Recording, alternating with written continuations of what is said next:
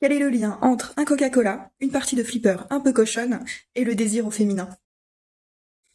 Il s'agit de Variety, premier film de Beth Gordon sorti en 1985.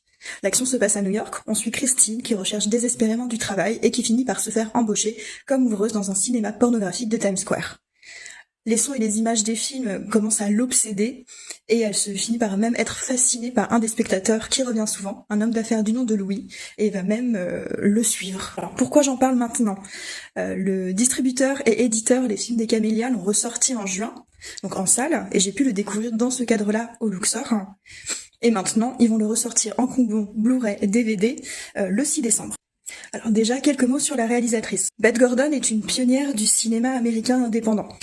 Elle fait partie du mouvement qu'on appelle le No Wave. Alors qu'est-ce que c'est le No Wave? En fait, c'est juste un mouvement transdisciplinaire qui s'est surtout basé à New York et dont les bases étaient un petit peu de rentrer en contradiction avec ce qui se faisait avant.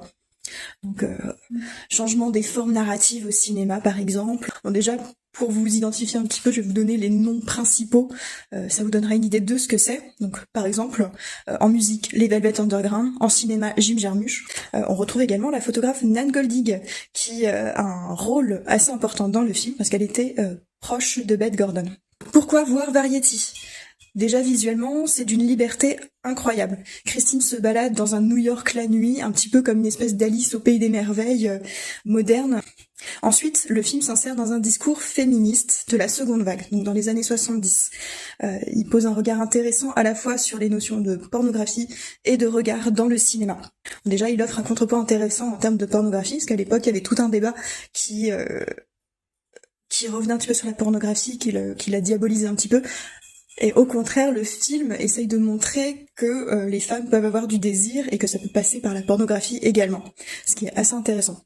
Parce que la pornographie joue finalement le rôle de révélateur et de catalyseur du désir du personnage.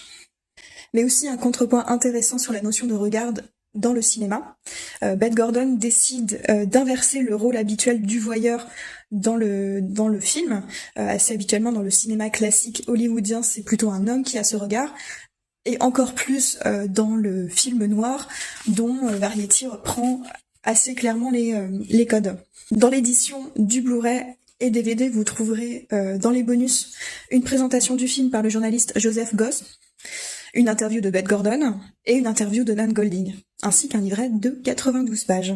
Donc le Blu-ray sera disponible à l'achat dès le 6 décembre.